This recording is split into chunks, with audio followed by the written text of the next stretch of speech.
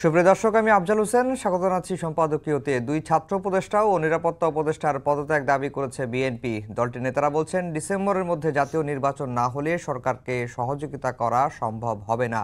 অন্যদিকে এনসিপি নেতারাও তিন উপদেষ্টার পদত্যাগ দাবি করেছেন। নির্বাচন কমিশন পুনর্গঠনের দাবিতে বিক্ষোভ করেছে দলটি। সেনাপ্রধানের বক্তব্য নিয়েও চলছে নানা বিশ্লেষণ।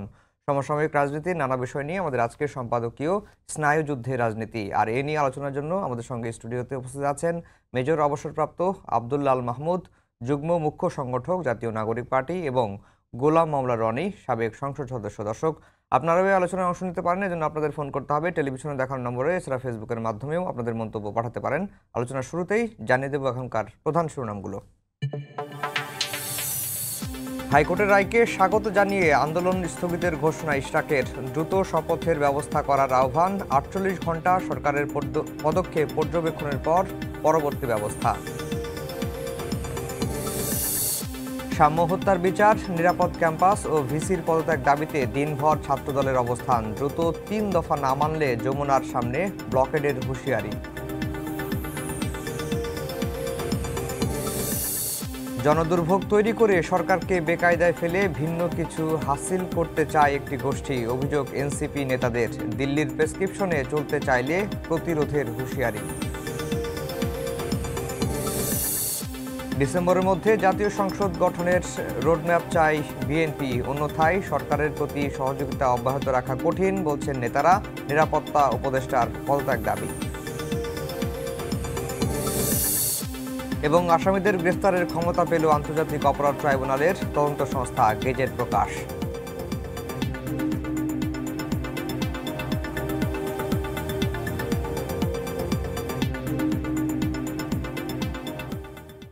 দর্শক, শিরোনাম শুনছিলেন। আমরা আজকের আলোচনার বিষয় দিয়েছি স্নায়ু যুদ্ধে রাজনীতি। গোলাম মাওলা রনি ভাই, আপনাকে দিয়ে আলোচনা শুরু করব। বিএনপি আনুষ্ঠানিকভাবে আজকে 3 জন উপদেষ্টার পদত্যাগ চেয়েছেন। 2 জন ছাত্র উপদেষ্টা, 1 জন নিরাপত্তা উপদেষ্টা। অন্যদিকে এনসিপির তরফ থেকেও 3 জন উপদেষ্টার নাম এসেছে। ওয়াহিদুদ্দিন মাহমুদ চৌধুরী, তারপরে হচ্ছে অর্থ উপদেষ্টার পদত্যাগ তারা চেয়েছেন। একই সঙ্গে আইন উপদেষ্টা আসিফ নজরুলের পদত্যাগ চেয়েছেন। এরই মধ্যে কিছুক্ষণ আগে এনসিপির আহ্বায়ক নাহিদ ইসলামের সঙ্গে বৈঠক করেছেন প্রধান উপদেষ্টা, এবং জামায়াতে আমির একটি বক্তব্য দিয়েছেন। তারা সর্বদলীয়, এই যে পরিস্থিতি তৈরি হয়েছে, সর্বদলীয় বৈঠকের আহ্বান জানিয়েছেন। এই মুহূর্তে অধ্যাপক ইউনূসের এখন কি করা উচিত? প্রথমত আসলে তার সসম্মানে চলে যাওয়া উচিত। এর কারণ হলো যে আমরা এই বিভিন্ন সময় করে কি মাথা রেখে অঙ্গ প্রত্যঙ্গকে দায়ী করি, হাতকে দায়ী করি, পাকে দায়ী করি। তো ওনার অধীনে যারা উপদেষ্টা, এই কয়েকজন উপদেষ্টার পদত্যাগ দাবি করছে বিএনপি, আর কয়েকজন উপদেষ্টার পদত্যাগ দাবি করছে এনসিপি। কিন্তু আসলে পুরো কমিটিতে প্রশংসা করার মতো আমি একমাত্র হাতে গোনা 2-1 জন ছাড়া, মানে যারা কন্টিনিউ করতে পারে, এর বাইরে আসলে কাউকে দেখা যাচ্ছে না। সবার মধ্যেই পর্বত সমান যাকে বলা হয় দুর্বলতা। এখন এরা কোথা থেকে এলেন, এতদিন কিভাবে থাকলেন, এবং 9 মাসে এই বাংলাদেশের কতটা ক্ষয়ক্ষতি করলেন, এই জন্য তারা যতটা না দায়ী, টিম লিডার হিসেবে তো ডক্টর মোহাম্মদ ইউনূসকে এই দায়িত্ব নিতেই হবে। এখন তিনি যদি বলেন যে না, সব দায়িত্ব তাদের, তাহলে শেখ হাসিনার মধ্যে আর তার মধ্যে পার্থক্য কি? শেখ হাসিনা তো সেম কাজই করেছেন। যখন মানে মাতুব্বরি দেখানোর পুরোটাই তিনি দেখিয়েছেন, আর যখন দায়িত্ব দেওয়ার তখন এই মন্ত্রী মিনিস্টার লতিফ সিদ্দিকী দায়ী, অমুক দায়ী বলে এই জিনিসগুলো করেছেন। তো এখানে আসলে মূল ব্যাপারটা হলো যে আমাদের এই এতগুলো একটা বিপ্লবের পরে যদি রিকনসিলিয়েশন করতে হয়, যদি পদত্যাগ করে উপদেষ্টা মণ্ডলীদেরকে গঠন করতে হয়, সব কিছু করতে হয়, সেখানে আসলে পুরো বিষয়টা নিয়েই যে ভুলটা অতীতে হয়েছে, এখন নতুন করে একটা সংলাপ হতে পারে, সর্বদলীয় ঐক্য হতে পারে, এবং এখানে যে জাতীয় সমস্যাগুলো রয়েছে সেই সমস্যাগুলো নিয়ে রাজনৈতিক দলগুলো, ইভেন এখন যারা সরকার আছেন, তাদের মধ্যে খোলামেলা আলোচনা হতে পারে, এবং সেখানে খোলামেলাই বলা উচিত, লজ্জাশরম না রেখে। কিন্তু এই সমস্যাটা, মানে সৃষ্টিটা আসলে কোথা থেকে হলো? অযোগ্যতা থেকে হয়েছে, ইগনোরেন্স থেকে হয়েছে। প্রথমত যোগ্যতা তাদের নেই, দ্বিতীয় হলো ইগনোরেন্স, মানে এই বিষয়ে তাদের কোনো ধ্যান ধারণা ছিল না। 3 নম্বর হলো তাদের সাহস শক্তিটা পর্যাপ্ত নয় রাজনীতি করার জন্য। 4 নম্বর হলো যে তারা ওভার কনফিডেন্ট। এই 3টা সমস্যা থাকা সত্ত্বেও তাদের সবারই মনে হয়েছে আমরা শ্রেষ্ঠ মানুষ, এবং এটা কিন্তু খুবই একটা অপরাধ যে কোনো মানুষ যদি নিজেকে শ্রেষ্ঠ মনে করে, সঙ্গতির কারণে সে অন্যকে ইনফেরিয়ার মনে করে। হুম। ফলে এখানে যারা এসেছেন তাদের সবারই একটা ধারণা জ্ঞানে গুণে বিদ্যায় বুদ্ধিতে আচার আচরণের চরিত্রে তারা এই দেশের শ্রেষ্ঠতম মানুষ। হুম। তো তারা জান্নাতি মানুষ বা তারা শ্রেষ্ঠ মানুষ, বিশ্ব মানব তারা। তো এর কারণে কি হলো যে অনেক ছোট ছোট সমস্যা প্রথম দিকে খুবই ছোট ছিল, এইগুলোকে তারা কখনো কেয়ার করেননি।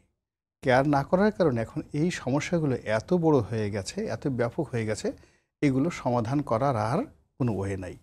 আপনি জানেন যে যখন একটা ক্যান্সার হয় বা যে কোনো একটা শরীরের রোগবালাই প্রাথমিক অবস্থায় থাকে, এটা চিকিৎসার যোগ্য, থেরাপি দেওয়া হোক, অপারেশন দেওয়া হোক, কিন্তু এটা যদি সর্বাঙ্গে ছড়িয়ে পড়ে তখন আর এটা আসলে প্রতিকারযোগ্য নয়। এখন আপনি বাংলাদেশের যে ল অ্যান্ড অর্ডারের অবনতি, আইন শৃঙ্খলার যে অবনতি, বিএনপিকে যদি আপনি দায়ী করেন, বিএনপির কি সে ক্ষমতা আছে সারা বাংলাদেশের এই আইন শৃঙ্খলার যে তার নেতাকর্মীদেরকে নিয়ন্ত্রণ করার? কিংবা এনসিপির যে সকল শীর্ষ নেতৃবৃন্দ রয়েছে তাদের এই হঠাৎ করে গজিয়ে ওঠা মানে সমন্বয়ক নামধারী। এখন আমি দেখলাম যে এই যে আন্দোলনটা যখন একেবারে চরম মাত্রাতে, আসলে এই আন্দোলনের নেতা সেই কয়জন যে কয়জনকে ডিবির হারুন ধরে নিয়ে গেছিল, এর বাইরে কিন্তু মানে কোটা বিরোধী আন্দোলনের যারা নেতৃত্ব তারা নয়। তো এই যে শীর্ষ নেতৃত্ব যাদেরকে ডিবি অফিসে নিয়ে গেছিল তাদের সঙ্গে বাকি যারা সময় সুযোগ অনুযায়ী ইন জেনারেল সবাই কমপ্লাই করেছে, নেমেছে, সেখানে এদেরকে নেতা মেনে আমিও রাস্তায় নেমেছি। তো ইট ডাজ নট মিন যে ওই সময়ের জন্য সার্জিস আমার নেতা ছিলেন, বা আমি মনে করেছি যে না আমার চেয়ে নাহিদ সাহসী, কিন্তু স্বাভাবিক অবস্থাতে আমি তাকে নেতা মানব না। এই যে এখন যে অবস্থাতে, ওই সময়টাতে আমি তাকে মেনেছি। 2 নম্বর হলো যে আমি তাকে নেতা মেনে আমি আবার আমার জায়গাতে ফিরে এসেছি।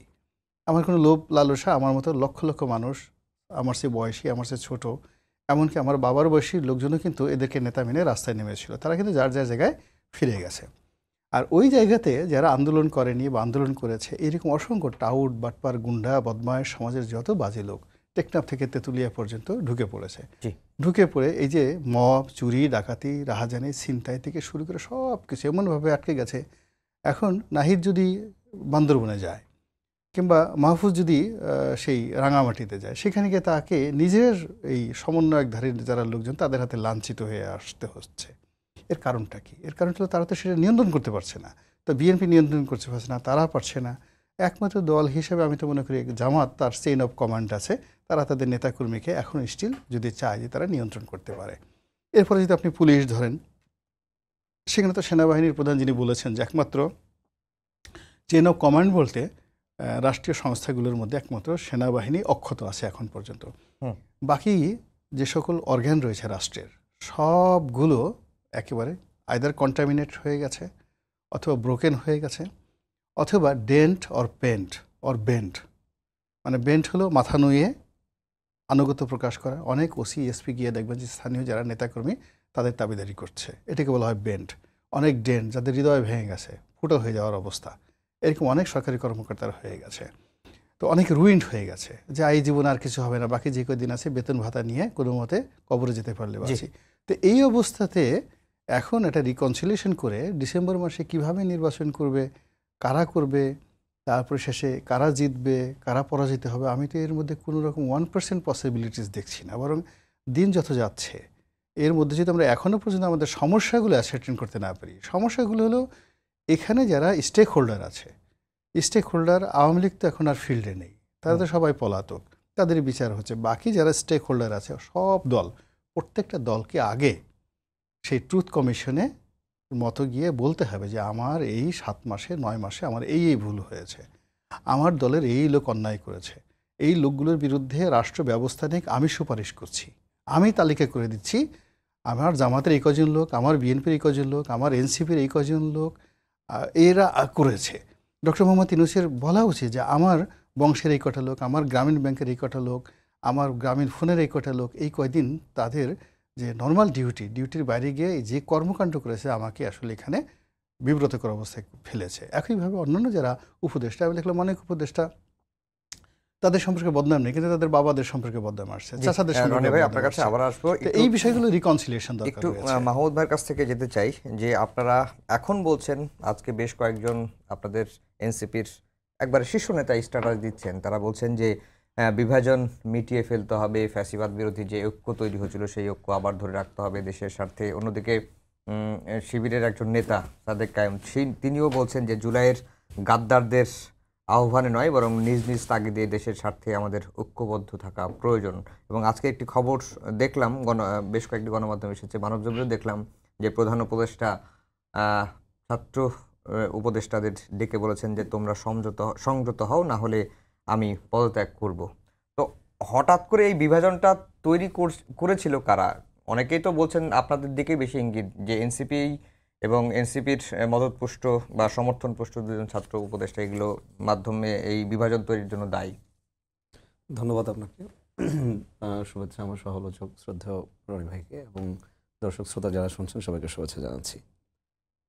আসলে দোষ কার এই মুহূর্তে বলতে গেলে অনেক ব্যাকগ্রাউন্ড হিস্ট্রি নিয়ে কথা বলতে হবে, বাট ইন এ নাটশেল যদি আমরা এটাকে একটু বিশ্লেষণ করি, জুলাইয়ের আন্দোলনের নেতৃত্ব হিসেবে যেখানে নাহিদ ইসলাম, আসিফ মাহমুদ এবং মাহফুজ আলম ছিলেন, সেইখানে সহ অন্যান্যরা যখন ছিলেন, সবগুলো পার্টির মধ্যে আসলে ঐক্য ধরে রাখার দায়িত্ব আলটিমেটলি তাদেরই।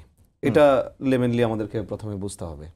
সো কাজ করতে গেলে বা পথ চলতে গেলে যেই পথটা এখন আমরা অতিক্রম করে এসেছি এই 9 মাস, এই 9 মাস আসলে খুব যে রাস্তার পাশে ফুলের বাগান এরকম ছিল না। এটা খুব একটা কর্কশ একটা পথ ছিল, যেখানে আমাদের অভিজ্ঞতাও ছিল না, যেখানে আমরা পদে পদে বিভিন্ন রকমের চ্যালেঞ্জ ফেস করেছি, অভিপ্রেত অনভিপ্রেত দুই ধরনেরই। সেটা করতে যেয়ে হয়তো বা কোনো স্টেক হোল্ডারের মন খারাপ হয়েছে, আবার পরবর্তীতে সেটা কোনো একটা ওয়েতে আবার সেটা মিটিগেশন হয়েছে। কিন্তু হ্যাঁ, জুলাই অভ্যুত্থানের সময় বা জুলাই অভ্যুত্থানে যারা ছিল, যারা স্টেক হোল্ডার ছিল, তাদের মধ্যে ঐক্যটা লেট অথবা আর্লি এটা যদি আমি না ধরি, বরঞ্চ আমি যদি ধরি যে এটা থাকতেই হবে এবং সেটা যে উপায়ই হোক, সেটা একটা মাহফুজ আলমের স্ট্যাটাস যেটা দিয়েছে যে সে সরি বলেছে সেটার মাধ্যমেই হোক, অথবা রাগ, আমি একটা পার্টি স্টেক হোল্ডার হিসেবে আমি যখন আমার রাগের বশবর্তী হয়ে সাদেক কায়েম যখন বলছে যে গাদ্দারদের ডাকে নয় বরঞ্চ নিজেদের স্বার্থে আমাদের এক থাকতে হবে, যেই ফর্মেটেই হোক না কেন এক থাকাটা অত্যন্ত জরুরি। আদারওয়াইজ যেই ফসলটার জন্য বিএনপি যেটা বলে যে হচ্ছে 16 বছর তারা আন্দোলন করেছিল, অবশ্যই অফকোর্স তারা করেছে, এবং পরবর্তীতে যেটা 36 দিনের আন্দোলনের মাধ্যমে যেই ফলটা এসেছে সেটা ফল হিসেবে থেকে যাবে, সেটা সুফল হবে না, এবং সেই ফলটা কিন্তু ক্রমাগত তখন কুফলের দিকে চলে যাবে, এবং সেটার হিস্সা সবাইকে সমানভাবে বহন করতে হবে। সেটার হিস্সা যে শুধুমাত্র বিএনপি বহন করবে বা শুধুমাত্র এনসিপি বহন করবে তা না, প্রত্যেকটা জনগণ, প্রত্যেকটা স্টেক হোল্ডার, ইভেন যারা জুলাই আন্দোলনের সাথে সরাসরি সক্রিয় ছিল, পরবর্তীতে এখন নাল হয়ে গেছেন, একটু নিষ্ক্রিয় হয়ে গেছেন, নিজেদের কাজে ফিরে গেছেন, তাদেরকেও কিন্তু ধরে ধরে এনে কিন্তু সেই বিচারের আওতায় নিয়ে আসা হবে। সো ঐক্যের স্বার্থে, দেশের স্বার্থে আসলে সকল জনগোষ্ঠী এক হবে, এটাই আসলে আমরা চাই। এটাই আমাদের মনে রাখা উচিত যে এটাই হয়তো একটা নতুন রাজনৈতিক পরিস্থিতি এখন যে অবস্থায় দাঁড়িয়েছে সেই প্রেক্ষাপটে ঐক্য আবার কি হওয়া সম্ভব? অবশ্যই হওয়া সম্ভব। আমি একটা জিনিস মনে করি কি, যেখানে যত বেশি চ্যালেঞ্জ সেখানে তত বেশি সম্ভাবনা আছে। এখন এই সব চ্যালেঞ্জগুলোকে আমরা আসলে কতটুকু ম্যাচিউরলি হ্যান্ডেল করছি এটা খুব গুরুত্বপূর্ণ। রনি ভাই আছেন এখানে, উনি অবশ্যই এটাতে ইনপুট দিতে পারবেন যে আসলে সিনিয়রদের দায়িত্ব এখানে আমার মনে হয় যে একটু বেশি। আমরা প্রথম থেকে কিন্তু বলে আসছিলাম, আমাদের বিভিন্ন নেতাকর্মী বলেছেন, বিএনপিকে উদ্দেশ্য করেই সরাসরি বলেছেন, জামাত ইসলামকেও বলেছেন যে আপনাদের প্রজ্ঞা এবং আমাদের যেই স্পৃহা আছে, যুবকদের যে স্পৃহা আছে, সেই দুটাকে যদি একসাথে ক্লাস্টার করা যায়, আসলে বাংলাদেশটাকে সোনার বাংলাদেশ গড়তে কোনো সময়ের প্রয়োজন নাই। এখন কোনো ক্ষেত্রে যদি আমার মনে হয় যে হচ্ছে একটা নির্দিষ্ট দল তার ম্যান্ডেট যেটা বলছে সেটা আমার সাথে যাচ্ছে না, বাট এখানে আরও একটা ভালো ফলাফল হতে পারে, সেই ডায়লগ প্রসেসটা না সবসময় আমরা অ্যাবসেন্ট দেখি। এই ডায়লগ প্রসেসটা নাই, বরং যে কোনো একটা ইস্যুতে যখন আমি তো মনে করি আসলে এই যে ধরেন ইশরাক হোসেনের যখন যে এই মেয়রশিপ যেটা এসছে, এই মেয়রশিপটা এসছে আসলে রাজপথ দখল কোনো একটা দলে চলে যাবে, এই জিনিসটা, এই যে একটা সাইকোলজি, এই সাইকোলজি থেকে কিন্তু আমরা বের হয়ে আসতে পারছি না এখনো পর্যন্ত। মানে এনসিপি প্লাস হচ্ছে অন্যান্য সহযোগী যারা ছিল, মানে জুলাই আন্দোলনের যারা অংশীদার ছিল, বিএনপি বাদে সবাই যখন রাজপথে নেমে এসেছে এবং হচ্ছে আপনার আওয়ামী নিষিদ্ধের জন্য তারা একসাথে হয়েছে, ঠিক তখন কিন্তু বিএনপি সেখানে অ্যাবসেন্ট ছিল। পরবর্তীতে তাদের কিন্তু এটা মনে হয়েছে যে না, মানে খুব অল্প সময় আগে যেহেতু অন্যান্য দলগুলো এই আন্দোলন করে আওয়ামী লীগকে নিষিদ্ধ করেছে, আমরা এখানে অ্যাবসেন্ট ছিলাম, একটা ভ্যাকুয়াম ক্রিয়েট হয়েছে এখানে, তাদের ভ্যাকুয়াম। সো তারা ওইটাকে কিন্তু ফিল আপ করার জন্য নতুন করে এই কর্মসূচি এনেছেন কিনা এটা আলটিমেটলি সহজেই বোধগম্য, বিকজ এই 2022 সালের যে আইন আছে 31-এর 7ম দফা, এটা তো বাকশাল আইন বলেছেন মির্জা ফখরুল ইসলাম আলমগীর নিজে, অন রেকর্ড আছে চ্যানেলের, আমি আজকেও দেখে আসলাম। সো যেখানে আইনটাকে আমি নিজেই মানতাম না, সেই আইনের মাধ্যমে যে নির্বাচন হয়েছে সেই নির্বাচনটাকে নিয়ে যখন আমি বলছি না এটাই রাইট, আমি বৈধ, সো সেখানেও একটা ডায়ালগ প্রসেসের একটা সুযোগ ছিল আমি মনে করি। কিন্তু ইশরাক হোসেনকে আন্দোলন করতে হলো কেন? আদালত রায় দিয়েছে, নির্বাচন কমিশন গেজেট প্রকাশ করেছে, তাকে শপথ না দিয়ে আবার এনসিপির হয়ে ঢাকা দক্ষিণের একজন বাসিন্দাকে দাঁড় করিয়ে একজন আইনজীবীকে ধরে এনসিপি এই রিটটা কেন করলো? না আসলে দক্ষিণের একজন বাসিন্দা করেছেন এই রিটটা, এনসিপির, কিন্তু ব্যাক এন্ডে তো সব এনসিপি নেতারাই ছিল। না ব্যাক এন্ডে আসলে কি, ব্যাক এন্ডে আপনি এটা ঢালাভাবে এটা বলা যাবে না। আমি জানি, আমি দায়িত্ব নিয়ে বলছি, কারণ আমি উপস্থিত ছিলাম, আমি কোর্ট রিপোর্টিং করি, আমি জেনেই বলছি। না আপনি জেনে বলছেন, অফকোর্স। এখন আমি আপনাকে কনটেক্সট এইভাবে দিচ্ছি, যখন একটা নাগরিক তার অধিকার আদায়ের জন্য, অথবা তার যেটা মনে হচ্ছে যে এটা তার নাগরিক অধিকারের সাথে সাংঘর্ষিক, তখন যখন সে আদালতে যাচ্ছে, এই মুহূর্তে তাদের কেস লড়ার জন্য হয়তো অন্য কোনো অ্যাডভোকেটস অথবা অন্য যারা আছে আইনি বিশেষজ্ঞ তারা যাচ্ছে না, সেই ক্ষেত্রে তার পাশে দাঁড়ানো যদি এনসিপি দাঁড়ায়, দ্যাটস ওকে। কিন্তু এনসিপি পার্টি হিসেবে দাঁড়ায় নাই সেখানে।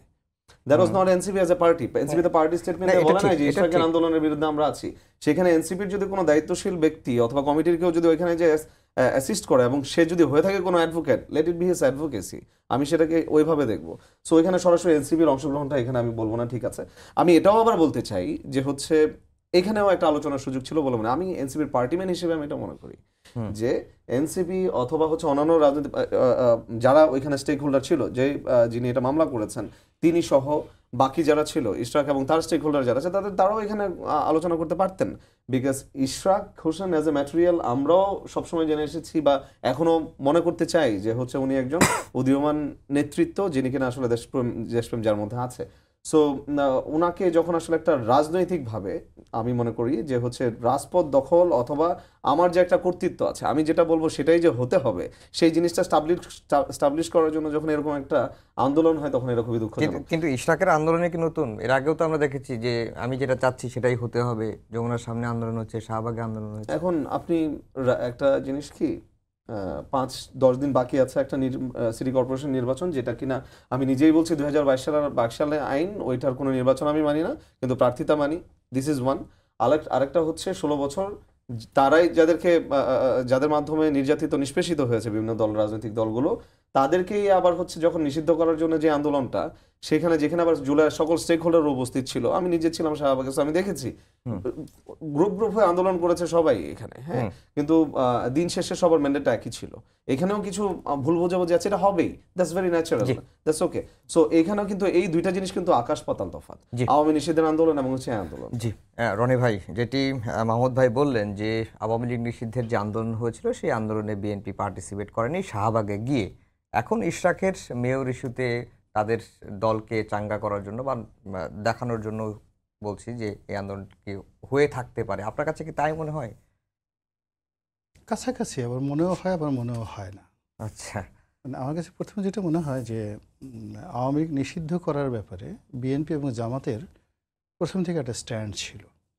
তারা যে জিনিসটা চেয়েছে যে কোনো পলিটিক্যাল পার্টি এক্সিকিউটিভ অর্ডারে নিষিদ্ধ হওয়াটা ঠিক না, যথাযথ আইনগত প্রক্রিয়া নিয়ে যদি একটা দলকে নিষিদ্ধ করা হয়, সেটাকে বিএনপি এবং জামাত সমর্থন করে। কিন্তু এই দুটো দলই সময়ের বিবর্তনে তাদের যে ব্যাকবোনটা তারা স্ট্রং রাখতে পারেনি। এখন যখন ছাত্ররা আন্দোলন করলো, সংগতিকরণ তারা তো আওয়ামী লীগের বিরুদ্ধে আন্দোলন করবেই। ইয়াং ব্লাড, রক্ত গরম, আওয়ামী লীগ দ্বারা তারা ক্ষতিগ্রস্ত হয়েছে, তাদের আবেগ আছে, সেন্টিমেন্ট আছে, আওয়ামী লীগের সম্পর্কে তাদের ভয় আছে। ফলে তারা যমুনাতে গেছে, তারা তাদের দাবি আদায় করে নিয়েছে, এটাকে আমি এক পার্ট হিসেবে মনে করি। কিন্তু তাদের এই কর্মকাণ্ডে আনকন্ডিশনালি বিএনপি বা জামাত সমর্থন দেওয়াটাকে আমার কাছে ওয়াইজ মনে হয়নি। বরং ঠিক আছে, তারা যদি, আমি যদি মুখপাত্র হতাম, বললাম যে ঠিক আছে, এটা সরকার সিদ্ধান্ত নিয়েছে, বাট আমি এখানে নোট অফ ডিসেন্ট দিয়ে দিলাম যে এই কাজটা ঠিক হয়নি এবং এই প্রসিডিওরে আওয়ামী লীগের নিষিদ্ধ হওয়াটা ঠিক হয়নি। এই গেল এক। তাহলে আজকে এনসিপি বলতে পারতো না যে ওখানে শেষমেশ এসে আবার তারা সমর্থন জানিয়ে নিজেদের যে ডিগনিটি এটা প্রমাণ করার জন্য তারা রাজপথে আবার নতুন আন্দোলন করছে, এই কথাটা বলতে পারতো না। মূল ব্যাপার হলো রাজনীতি এমন একটা ব্যাপার যে এখানে আসলে লিডার হিসেবে আপনাকে যে বিশ্বাস, যে আদর্শ নীতির উপর আপনাকে অটল থাকতে হবে হুম। এবং সেটা শেষ পর্যন্ত আপনাকে আঁকড়ে ধরতে হবে। কখনো কখনো কোনো কোনো আদর্শ ভুল প্রমাণিত হয়, কিন্তু নেতা উঠে নিয়ে কিন্তু মরে যাচ্ছে, কিন্তু সে নীতিভ্রষ্ট হচ্ছে না। তা আমাদের এই বাংলাদেশে রাজনীতি নিয়ে মূল ধারার যে বড় বড় রাজনৈতিক দল, তারা তো এনসিপি বা তরুণদেরকে গাইড করবে। হুম। এমনকি যদি ডক্টর মোহাম্মদ ইউনূসকে তারা ভয় না পেয়ে ভালোবাসতেন, প্রথম দিন থেকে যদি বলতেন যে স্যার আপনার এটা ঠিক হয়নি, আপনার এটা ঠিক হয়নি, এখানে তো মির্জা ফখরুল সাহেবের মতো লোক গেছেন, বা ভাই আপনার এটা ঠিক হয়নি, আপনি অমুক লোকরে মানে ছাত্রদের মধ্যে থেকে যাদের পদত্যাগ এখন চাচ্ছে তাদেরকে বানিয়েছেন, এটা ঠিক হয়নি, লেট দেম মানে রিজাইন করে ওখানে আপনি যোগ্যতম লোককে বানান, আমরা অমুক অমুক লোকরে বলছি যারা এই দেশটা সুন্দরভাবে চালাতে পারবে। কারণ আসলে যখন ডক্টর মোহাম্মদ ইউনূস আসছিলেন তখন 2-3 বছর উনি চালাবেন খুব ভালো করে, এটা কিন্তু আমরা সবাই মনে মনে মেনে নিয়েছিলাম। এখন each and everybody, BNP, Jamaat, everybody, যে 2-3 বছর থাকুক না কেন, একটা লোক ভালো চালুক। এখন আমরা যে তাকে ইমিডিয়েটলি যেতে বলছি, এটা তার ব্যর্থতার জন্য। এখন উনি তো আসছেন ছাত্রদের মানে রিকোয়েস্টে। আচ্ছা, তো ছাত্রদের রিকোয়েস্টে আসার পরে ওনার ছাত্রদের প্রতি একটা আবেগ কাজ করছে, অবশ্যই এরকম একটা আবেগ কাজ করছে যে মানে সে তখন জীবন শঙ্কায় সারা পৃথিবী ঘুরে বেড়াচ্ছে, শেখ হাসিনার ভয়ে সে তটস্থ। শেখ হাসিনা তাকে একবার 8 তলায় উঠায়, একবার নামায়, একবার মামলা দেয়, এরপর শেষে তার গ্রামীণ ব্যাংক নিয়ে গেছে, গ্রামীণ ফোন নিয়ে যাবে, তার জায়গা সম্পত্তি 1200-1300 কোটি টাকা তার সেই বিভিন্ন মামলা মোকদ্দমা দিয়ে তার সমস্ত তাকে দেউলিয়া করার মতো অবস্থা করে ফেলছে। তো সেখানে এই ছাত্রদের মানে অনুরোধে তিনি এসে যখন বসলেন, তখন সঙ্গত কারণে তার একটা কৃতজ্ঞতা বোধ। এবং আপনি দেখেন যে আমাদের ওই যে ছোটো ছোটো যখন নবজাতক বাচ্চা হয়, সবারই বাচ্চা টাচ্চা আছে, যখন নতুন দাঁত হয়, তো দাঁত কেমন, ওই বা অনেক বাপ মা ওই বাচ্চাদের মুখে একটা হাত দেয়, আর বাচ্চা আচ্ছা মতো কামড় দেয়। অনেক বুড়া মানুষকে বাবা বাবা ডাক ছুটাই ফেলে, এরপর সে টুক্কা দিয়ে সেখান থেকে সে ছাড়াতে হয়, ওরে বাবা গোরে মা গো। এখন উনি আবেগের বশবর্তী হয়ে এই বাচ্চাদের মুখে হাত দিয়ে দিয়েছেন, বাচ্চারাও আচ্ছা মতো তাকে কামড়িয়ে দিয়েছে। কামড়িয়ে দেওয়ার পরে এখন যে অবস্থাটা তৈরি হয়েছে, এই অবস্থাটা উনি বুঝতে পারেননি প্রথম দিকে, কিন্তু এরকম যে একটা পরিবেশ পরিস্থিতি তৈরি হবে, এটা কিন্তু দেশের যারা সিজন পলিটিশিয়ান ছিলেন তারা বুঝতে পেরেছেন। ফলে তারা মানে আপনি কি এটা বলতে চাচ্ছেন যে ডক্টর মোহাম্মদ ইউনূসের সরকারের এখন যে অবস্থা, এর জন্য এনসিপির বা ছাত্ররাই দায়ী? সবাই দায়ী, আমিও দায়ী। আচ্ছা। মানে আমিও দায়ী। আমরা মূলত যে আমরা একজন 86 বছর বয়স্ক সম্মানিত মানুষকে বসিয়েছি ঐক্যের প্রতীক হিসেবে, এতে কোনো মিথ্যা কথা না। তো এই ভদ্রলোক কখনো রাজনীতি করেননি, আমরা তো জানি, রাজনীতির প্যাচ তিনি বোঝেন না, প্রশাসনিক কর্মকাণ্ডে তার কোনো ব্যাপার নেই। তো আমরা তাকে যখন বসিয়েছি আমাদের প্রয়োজনে, আমরা যদি অনেস্টলি তাকে প্রথম দিন থেকে তার সমালোচনা করতাম, তাকে সাজেশন দিতাম, তিনি যদি সেই কথাগুলো না শুনতেন তাহলে আমরা তার বিরোধিতা করতে পারতাম। কিন্তু উনি তো দুঃখ করে বলছেন যে আমি এই লোকদেরকে চিনতে পারি না, এরা যখন সবাই আমার সামনে আসে এরা সবাই ভালো ভালো কথা বলে এবং এদের কথাবার্তা শুনলে মনে হয় বাংলাদেশে কোনো সমস্যাই নেই। ও মাই গড, এখান থেকে বের হয়ে গিয়ে তারা যখন সাক্ষাৎকার দেয় সব আমার বিরুদ্ধে বলে, এতে সব লড়র বড়র। তো এই যে যে জিনিসগুলো তিনি বলছেন, আপনি তো তাকে একেবারে 100% দায়ী করতে পারেন না। তো যার জন্য মানে হচ্ছে রাজনৈতিক দলগুলো তো সবাই এই সরকারকে সহযোগিতার কথা বলে আসছে, কিন্তু মুখে বলছে কিন্তু সহযোগিতা করছে না। না, ওনাকে পুলিশ সহযোগিতা করে নাই, ওনাকে মিলিটারি সহযোগিতা করেনি। আমি the first man in Bangladesh, যেটাতে আমি বললাম যে এই যে সেনাবাহিনীকে ম্যাজিস্ট্রেসি পাওয়ার দেওয়া হোক। এবং ডক্টর মোহাম্মদ ইউনূস কিন্তু এই আমি একমাত্র ব্যক্তি যেটা বলেছি, অন্য কেউ বলেনি, সেনাবাহিনীকে ম্যাজিস্ট্রেসি পাওয়ার উনি দিয়েছেন। এবং সেনাবাহিনী এখন পর্যন্ত স্বাধীনতার পরে কখনো ফিল্ডে ম্যাজিস্ট্রেসি পাওয়ার তাদের ছিল না। এখন সেই যে ম্যাজিস্ট্রেসি পাওয়ার দিয়ে সেনাবাহিনীকে তিনি মাঠে দিলেন, এখন সেনাবাহিনী তাকে কি আউটপুট দিয়েছে, এখন ওখান থেকে বসে আপনি তাকে তার গালাগালি করেন, তাকে সব কিছু করেন, এটা শুনতে খুব ভালো শোনায়। কিন্তু সেনাবাহিনীকে মাঠে নামিয়ে দিচ্ছেন, তাদেরকে বেতন দেওয়া হচ্ছে, ভাতা দেওয়া হচ্ছে, এই যে তারা যে যাচ্ছে আসছে এই জন্য কিন্তু তাদেরকে আলাদা ভাতা দেওয়া হচ্ছে এবং তাদেরকে ম্যাজিস্ট্রেসি পাওয়ার দেওয়া হচ্ছে। ম্যাজিস্ট্রেসি পাওয়ার দিয়ে তাদের চোখের সামনে মব হচ্ছে, তাদের চোখের সামনে চুরি ডাকাতি ছিনতাই হচ্ছে, বিএনপি এনসিপি সব লোকজনগুলো তছনছ করে দিচ্ছে। কেন তারা এখানে দায়িত্ব পালন করছে না? তাদের কথা যখন শুনছে না, ওই রাঙামাটিতে দেখলাম যে সেনাবাহিনীর কথা শুনেনি, এই জন্য থানায় ঢুকে পুলিশকে আচ্ছা মতো পিটনি দিচ্ছে। তো পুলিশকে পিটাতে তাদের কোনো সমস্যা হয় না। বিএনপির একটা উপজেলা পর্যায়ের নেতা জেলা পর্যায়ের একটা সভাপতিকে ধরে যেতে এইভাবে দেখতাম যে মিলিটারি আচ্ছা মতো পাশার উপর আচ্ছা মতো পিটনি দিচ্ছে, আমরা বলতে পারতাম যে সেনাবাহিনী দায়ী না। ফলে আজকের যে অবস্থা, প্রত্যেকটা লোক যার যার অবস্থানে থেকে এই ভদ্রলোকের ডিসকপারেশন করেছে। জি জি মাহমুদ ভাই, আপনারা 3 জন উপদেষ্টার পদত্যাগ চাচ্ছেন এবং এনসিপির একজন নেতা তিনি নাম ধরেই বলেছেন যে ওয়াহিদুদ্দিন মাহমুদ, তারপরে হচ্ছে অর্থ উপদেষ্টা সালেহ আহমেদ এবং একই সঙ্গে আসিফ নজরুল আইন উপদেষ্টার পদত্যাগ চাচ্ছেন।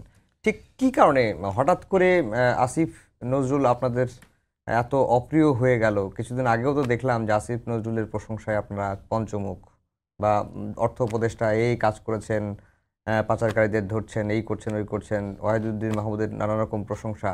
হঠাৎ করে আপনাদের পদত্যাগের দাবিটা কেন আসলো?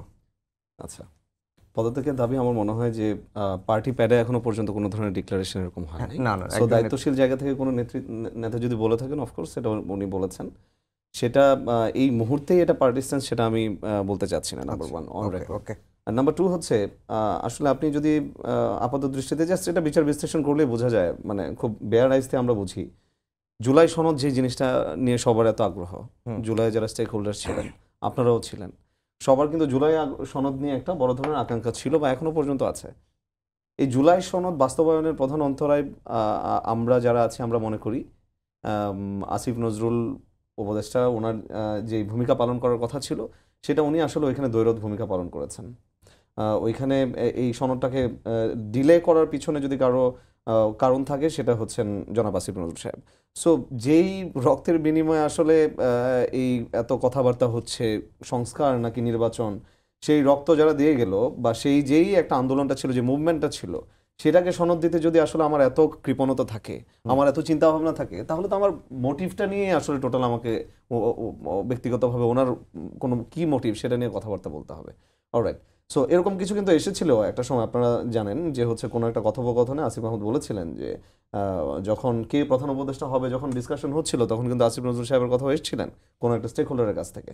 সো আমি যখন আসলে প্রধান উপদেষ্টা হওয়ার আমার টেবিলে নাম থাকে, যখন আমি হচ্ছি না, আমি না হয়ে আরেকজন হচ্ছে, সেখানে আমারও সময় বুঝে আমি কতটুকু কোঅপারেশন এবং নন কোঅপারেশন করব সেটাও একটা আসলে এখানে থাকতে পারে বলে আমি মনে করি। সো এখানে অফকোর্স কজ আছে ওনার চাওয়া, এবং বাকি দুজনের যেটা আছে সেটাতেও অফকোর্স আছে, কারণ আমরা বিভিন্নভাবে জানি যে হচ্ছে যেই ইয়াগুলো আছে, পাচার হয়েছে যে টাকাগুলো বাংলাদেশ থেকে, যেগুলো বিভিন্ন দেশে চলে গিয়েছে, সেগুলাকে ফেরত নিয়ে আসার জন্য বিভিন্ন রকমের আপনার ইনিশিয়েটিভ নেওয়া হয়েছিল, কিন্তু কোনো একটা অজানা কোনো সেই ইনিশিয়েটিভগুলা এমন একটা পর্যায়ে চলে গিয়েছে যে even people doesn't know of it. এটার কোনো আপডেট কিন্তু এখনো পর্যন্ত আপনারাও পাচ্ছেন না, আমরাও পাচ্ছি না, মানে এভরিওয়ান ইজ ইন ব্ল্যাক।